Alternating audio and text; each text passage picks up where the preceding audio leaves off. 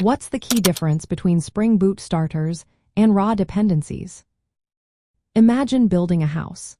Would you prefer to buy all the materials separately and figure out how to put them together, or use a ready-made kit that includes everything you need?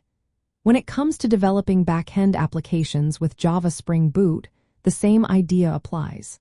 You have two options: using Spring Boot starters or adding raw dependencies directly to your project. Spring Boot starters are like those all-in-one kits. They are collections of pre-selected libraries and configurations designed for specific tasks. For example, if you want to create a web application, you can include the Spring Boot Starter Web. This one dependency automatically pulls in Spring MVC, an embedded Tomcat server, and JSON processing libraries. It's like getting a package that's ready to go, saving you time and effort.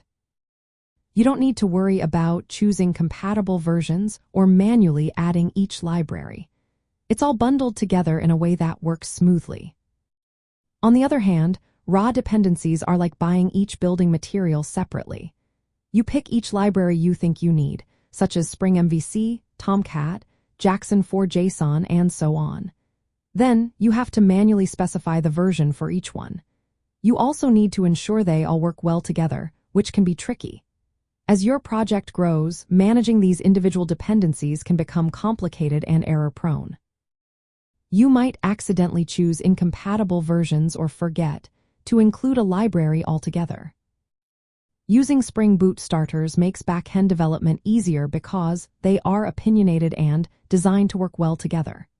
They reduce the amount of manual configuration needed, letting you focus on writing your application logic.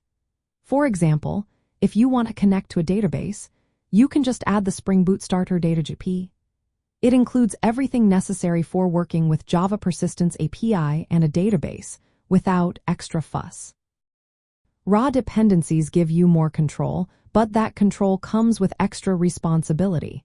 You need to keep track of each library's version, compatibility, and configuration. This can take more time and increase the chance of mistakes. In simple terms, Spring Boot starters are like a ready-made meal kit that includes everything for a specific task. Raw dependencies are like buying ingredients separately and cooking from scratch. For most backend projects, using starters speeds things up and reduces headaches. They are designed to make setting up server-side logic, APIs, and database access straightforward and less frustrating. That's the main difference.